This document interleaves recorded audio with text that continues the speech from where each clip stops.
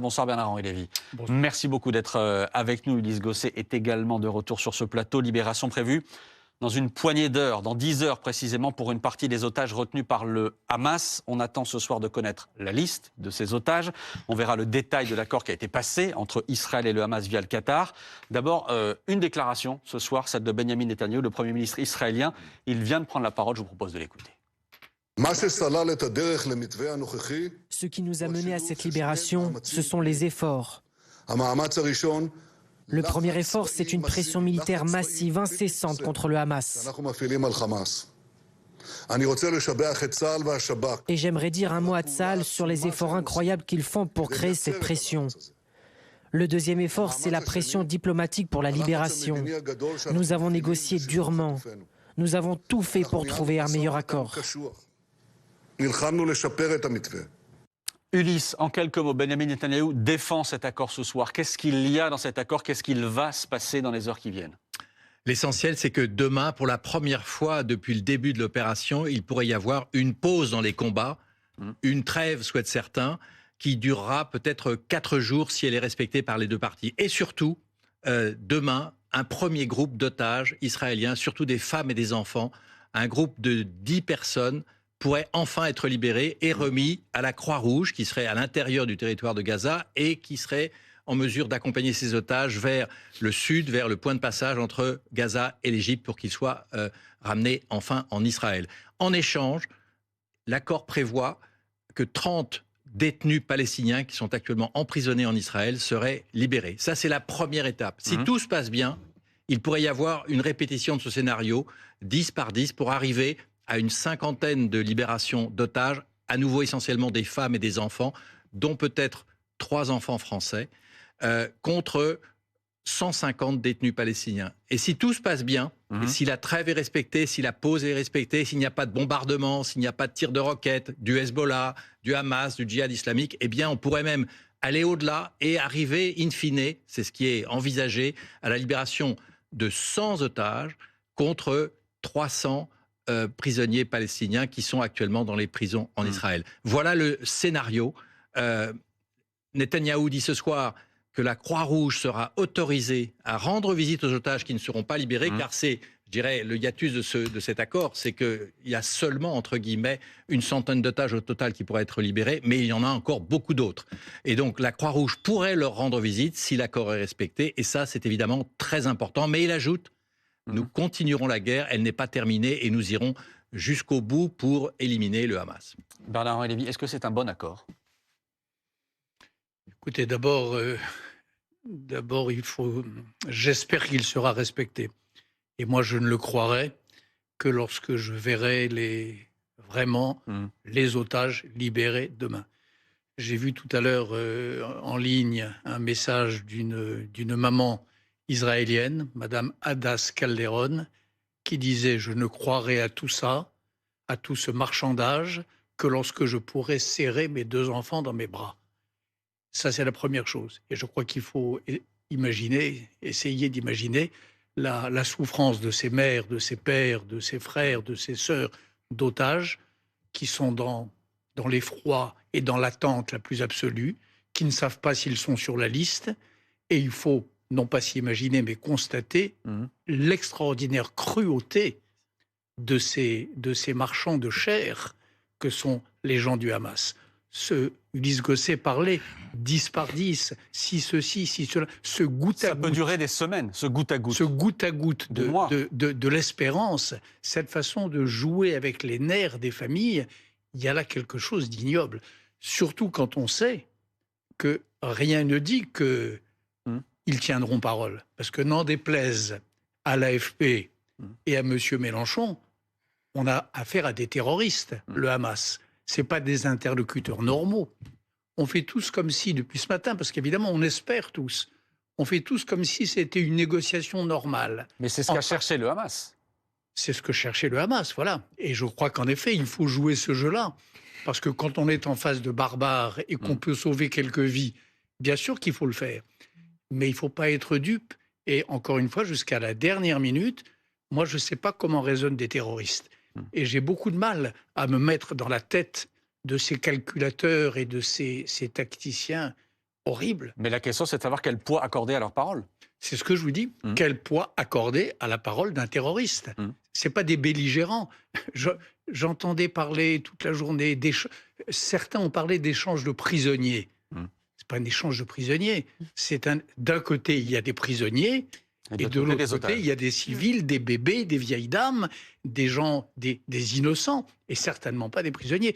Alors quel crédit accorder à la parole du Hamas? Prions jusqu'à demain matin pour qu'en effet les libérations adviennent. Anna. Mais là, ce qu'on voit, même avec cette sémantique, c'est qu'en effet, on dit de moins en moins terroristes et de plus en plus les combattants du Hamas. En effet, on renvoie dos à dos, si vous voulez, les deux narrations. C'est-à-dire que le Hamas exige d'Israël la libération de prisonniers, mais de prisonniers qui ont été mis dans des prisons en Israël parce qu'ils avaient commis des crimes ou allaient le faire, si vous voulez, ou étaient suspects de participer à des entreprises terroristes. Donc, si vous voulez, on va avoir un goutte à goutte, une forme de supplice où vous aurez, si le cessez-le-feu est respecté des deux côtés, la pause. Voilà, mais la pause. Le mot cessez-le-feu fait aussi partie des sémantiques. C'est important. Voilà, mais bien sûr.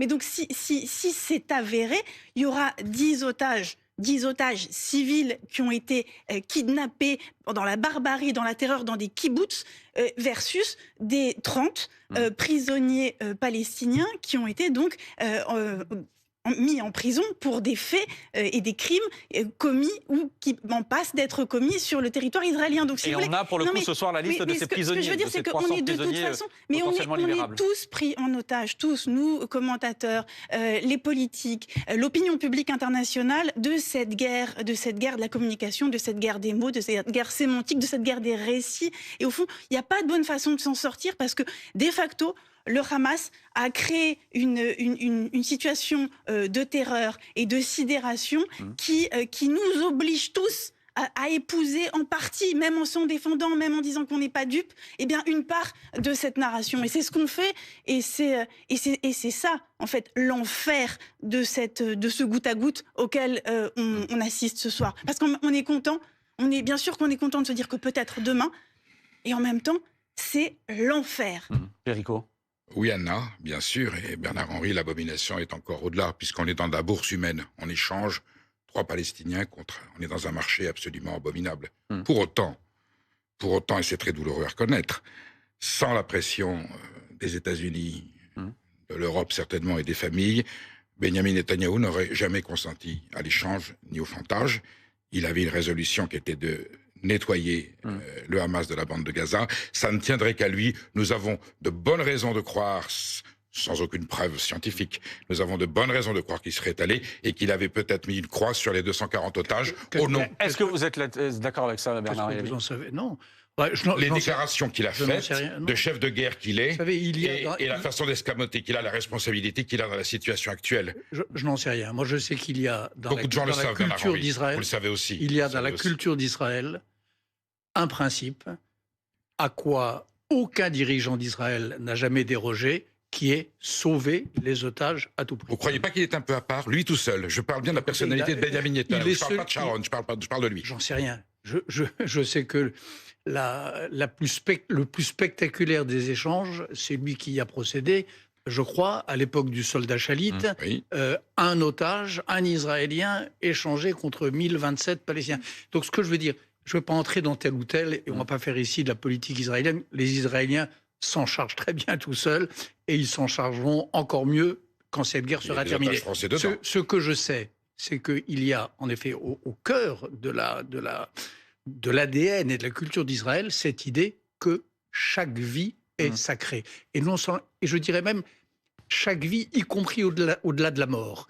En Israël, on échange les dépouilles de soldats morts contre des prisonniers ou contre des terroristes. Ça fait partie de l'accord, Bernard-Henri Lévy, les dépouilles potentielles. C'est-à-dire que ça fait partie des termes de l'accord qui a été négocié. C'est quelque chose de très singulier. Bien sûr. Nous avons en Occident et en Europe ce débat. Est-ce qu'on négocie avec les preneurs d'otages ?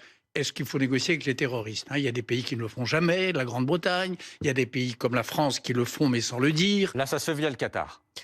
Là, oui, mais Israël même, la position d'Israël depuis sa fondation, c'est qu'en effet, on négocie avec le diable si ça permet de sauver un enfant, si ça permet de ramener à la maison un soldat ou si ça permet de ramener la dépouille d'un soldat. C'est comme ça. Ça fait partie de la culture du pays. Ça fait partie d'ailleurs de la pensée des pères fondateurs et même de la pensée juive beaucoup plus anciennement. Mais simplement, de ce que l'on comprend là, et Ulysse me corrigera, les premiers otages à être libérés pourraient être des binationaux. On parlait des Américains, on parlait des Français, etc. Est-ce que après plusieurs libérations, plusieurs salves de libération, ce ne sera plus qu'un tête-à-tête entre Israël et le Hamas? Et quel danger il y a dans ce tête-à-tête-là? Le danger, déjà, c'est cette division, cette ségrégation, ce tri. C'est affreux. C'est affreux. Et que je ne suis pas sûr, d'ailleurs, que nous devrions nous y prêter. Hein. Et il y a quelque chose que je trouve très digne dans la société civile israélienne d'aujourd'hui, chez les familles d'otages, c'est justement de refuser d'entrer dans cette histoire. Et moi, j'étais en Israël dès le 8 octobre. J'ai rencontré des familles d'otages, je suis en contact avec elles, je les ai revues à Paris. Ce qui est magnifique, bien sûr que chacun et chacune, au-dedans de soi, rêve que c'est les siens qui seront libérés. Mais la solidarité, la fraternité entre les familles est totale. Et si dans le secret de leur cœur, ils ont ce réflexe humain de dire pourvu que ça soit ma petite fille ou mon petit garçon, ils font aussi le serment tous les jours dans les manifestations qu'ils organisent devant la résidence de Netanyahou, etc. Le serment de rester solidaires quoi qu'il arrive, même s'ils ont cet affreux privilège d'être en tête de liste. On verra dans un instant qui sont les prisonniers palestiniens libérables avec vous, Lys. Mais d'abord, vous vouliez réagir, Géraldine? Oui, parce qu'il y a aussi une dimension atroce et internationale à tout cet épisode. Le Hamas est en train de gagner sur tous les plans, enfin dans la trajectoire qui s'était tracée, avec le rôle que reprend le Qatar dans cette négociation et sur la scène internationale. C'est-à-dire que le Qatar a toujours eu des relations à la fois chaleureuses avec les Occidentaux qu'il finance lourdement, voilà, mais avec tous les pays parias. Il accueille depuis 10 ans la branche politique du Hamas, il paye les fonctionnaires du Hamas. Il avait accueilli les talibans pendant des années, avant qu'ils puissent retourner en Afghanistan. Et il se démarque finalement de la position saoudienne qui lui demandait de rompre les liens avec les terroristes. Et là, non, c'est cette ligne qatari d'extrême complaisance avec ce qu'il y a de pire dans l'idéologie islamique qui revient sur le devant de la scène et qui est en quelque sorte légitimé parce qu'on est en train de vivre. C'est utile à court terme, à très court terme, dans l'hyper court terme. À long terme, on risque d'avoir très longtemps la nausée. La nausée? Oui, bien sûr, la nausée, mais... la nausée parce que le Qatar, notamment. Oui. Le fait que le Qatar soit dans cette position de médiation, le fait qu'il puisse peut-être demain se draper dans le rôle de sauveur d'otages, de faiseur de paix, il y a quelque chose là également d'affreux. Mais est-ce qu'on en est si dupe que cela? Et est-ce que vous croyez que les opinions occidentales sont dupes de ce double jeu du Qatar? Si le Qatar était sérieux, ça fait longtemps qu'ils auraient arrêté Ismaël Haniyeh, par exemple. Qui est le patron du Hamas. Le patron du Hamas, qui réside au Qatar, dans assis sur sa fortune, dans ses palais. Les Qataris, si vraiment ils disaient la vérité, aurait lancé un mandat d'arrêt contre lui. Non, il se pavane à Doha, capitale du Qatar, ou dans la région, comme si de rien n'était. Donc, bien sûr qu'on a la nausée, mais je crois qu'on l'a tous, et qu'à l'arrivée, vous savez, moi je suis pas aussi sûr que vous, que le Hamas ait gagné sur toute la ligne. Il y a déjà une chose sur laquelle ils ont perdu, c'est les tunnels. Aujourd'hui, on a vu des images sur une autre chaîne que la vôtre. On voit, ou peut-être aussi ici d'ailleurs, les tunnels qui étaient sous l'hôpital de Ce sont les images que vous voyez là. Hein, Ce sont les images que vous voyez là. Voilà, ont été brisés, démantelés, leur architecture a été cassée, et voilà. Ça, ce sont les dernières images données ce soir notamment par l'armée israélienne. Eh bien voilà, là le Hamas a perdu. Et là les parrains du Hamas, c'est-à-dire l'Iran, le Qatar et peut-être la Russie ont perdu, là, dans les images que nous voyons. Christophe. C'est parce qu'il perd sur ce plan-là qu'il a décidé de changer de terrain et de venir sur cette négociation. Le Hamas ne tiendra pas sa parole parce qu'un mouvement terroriste n'a pas de parole, mais il a des intérêts. L'intérêt du Hamas aujourd'hui, il est double. C'est d'amollir les opinions internationales par ce goutte-à-goutte des libérations, cette clepsydre qui fait que par tranche de 10, on les libère. Donc chaque jour, on demandera une pause supplémentaire pour en avoir 10 autres. Et à ce moment-là, à un moment donné, les opinions diront « Attendez, vous n'allez pas reprendre la guerre, vous les Israéliens.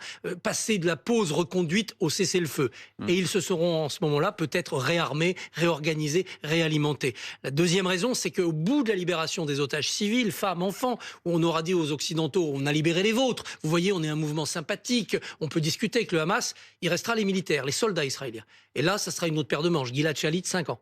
Et là, ils diront, mais écoutez, c'est prisonnier contre prisonnier. Ils se reconstitueront en légitimité politique. Nous, le Hamas, État, face à Israël, État. Prisonnier de guerre contre prisonnier de guerre. Et là, on aura reculé de plusieurs cases. Moi, je pense que les Israéliens ne sont pas dupes.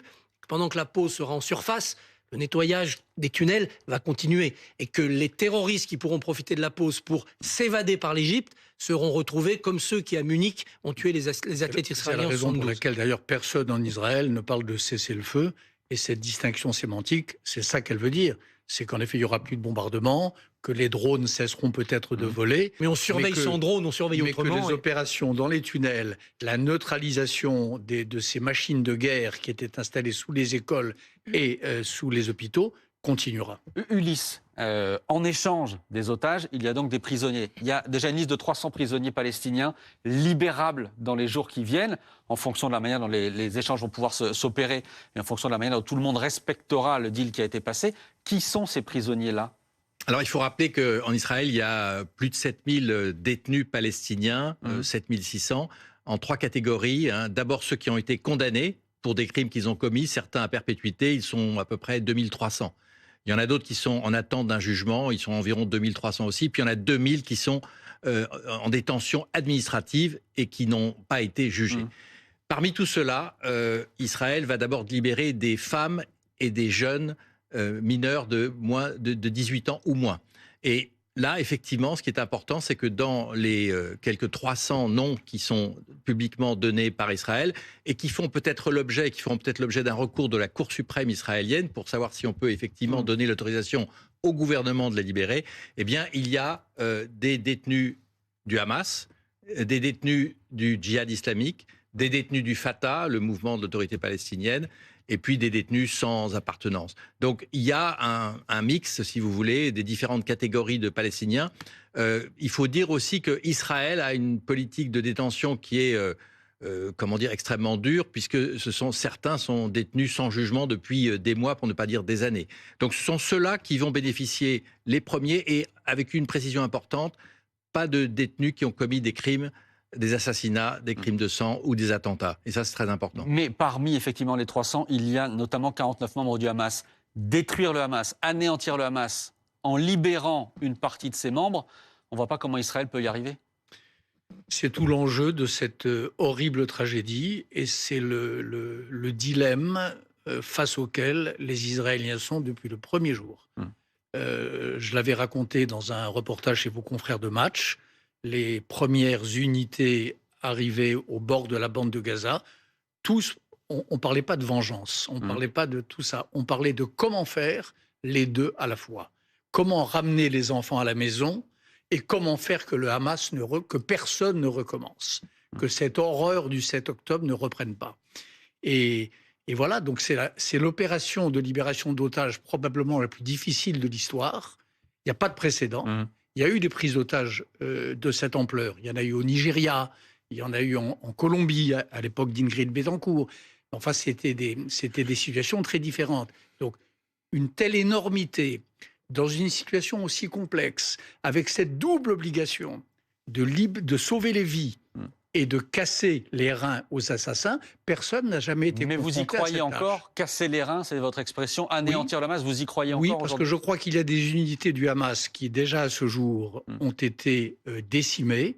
Il y a une brigade, notamment, d'après ce que disent les Israéliens renseignés, une brigade dite d'élite du Hamas qui a perdu la moitié de ses effectifs, parce que ces histoires de tunnels, c'est pas un jeu de piste, c'est une infrastructure militaire extraordinairement sophistiquée et dont on a de bonnes raisons de penser qu'elle est en train d'être brisée. Donc j'y crois. Mais bien sûr que c'est, encore une fois, jamais. On a vu NTB, c'était il y a 40 ans, 50 ans, 1974, libération d'otages extraordinairement difficile.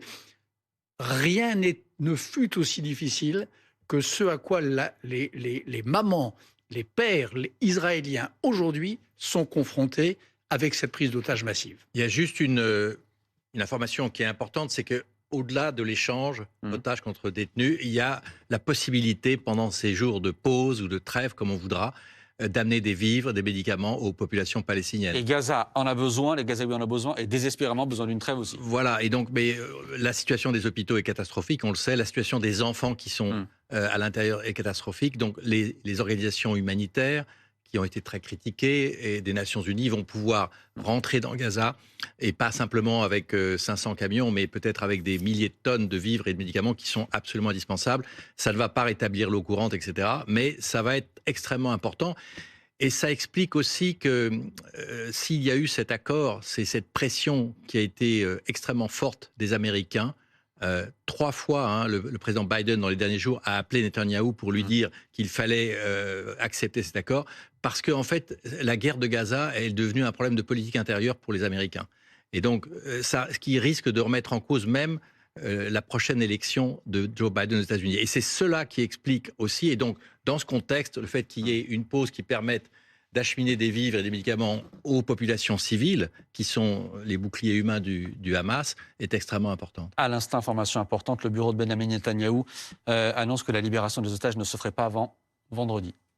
Information donnée à l'instant, on n'a pas d'explication. Pour laquelle je vous disais en commençant qu'il fallait être très prudent et attendre de le voir pour y croire. Absolument, ça s'appelle un supplice. Je veux dire, et dans le même temps, Netanyahou est obligé de venir dire devant les membres de son gouvernement et devant les Israéliens que c'est pas la fin de la guerre. Il dit, j'entends beaucoup de bêtises selon lesquelles après avoir donc fait une pause, eh bien nous arrêterions la guerre. Je voudrais clarifier, nous sommes en guerre et nous continuerons à nous battre. On est vraiment dans cet écartèlement-là et dans la classe politique israélienne, dans la société israélienne. C'est-à-dire qu'à la fois, il y a eu une pression incroyable de la société israélienne pour la libération des otages et pour en faire la priorité numéro 1.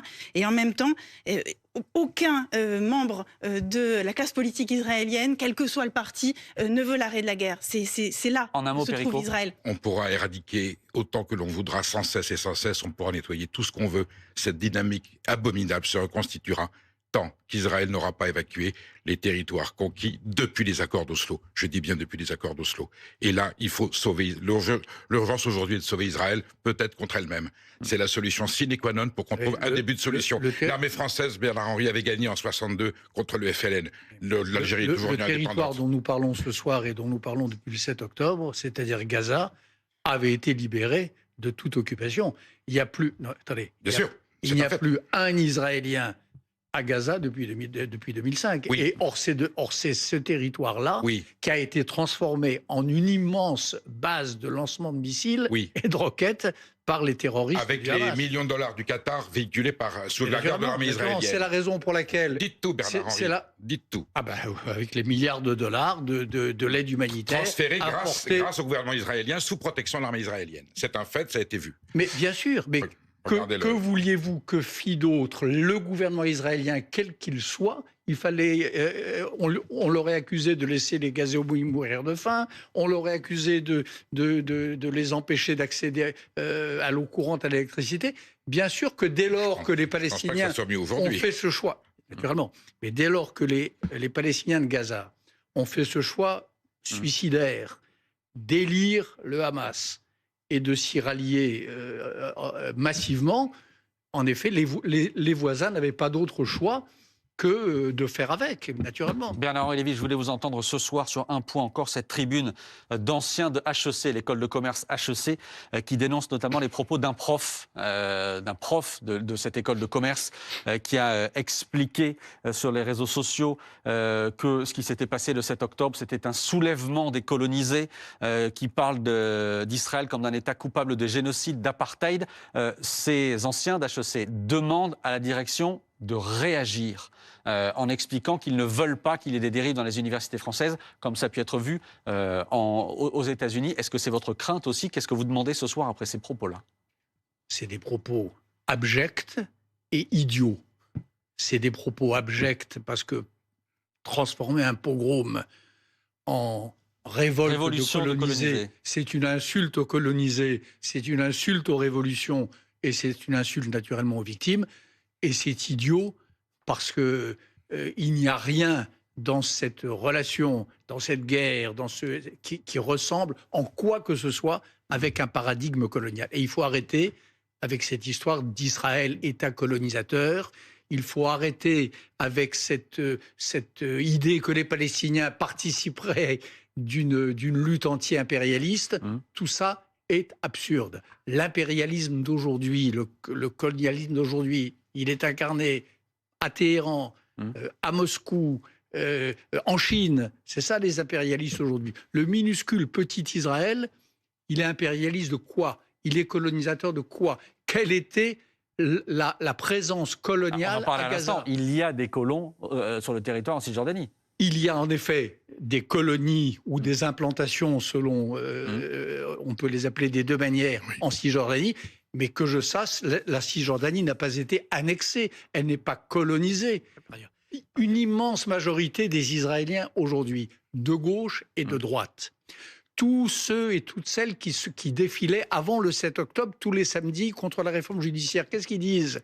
Ils disent, mais on faites ce que vous voulez de la Cisjordanie, créez un État palestinien, dès lors qu'il ne servira pas de rampe de lancement à des roquettes. Donc, l'État contre la paix, c'est aujourd'hui le désir d'une très grande masse d'Israéliens, et probablement la majorité. Pour conclure, vraiment pour conclure. En un mot, il y a un temple juif à Jérusalem depuis des millénaires. Il n'y avait pas une trace française en Algérie avant que Bugeaud mette le pied là-bas. Donc parler de colonisation pour cette terre d'Israël, c'est juste stupide historiquement. Ça ne règle en rien la complexité du problème politique et géopolitique, mais c'est un abus de langage qui, évidemment, veut retourner la charge de la victime contre le bourreau et vice-versa. Pas de libération d'otages avant vendredi, c'est ce que dit ce soir le cabinet de sécurité nationale israélienne. Merci beaucoup Bernard-Henri Lévy d'avoir été notre invité. Merci Ulysse Gosset d'avoir été également avec nous ce soir.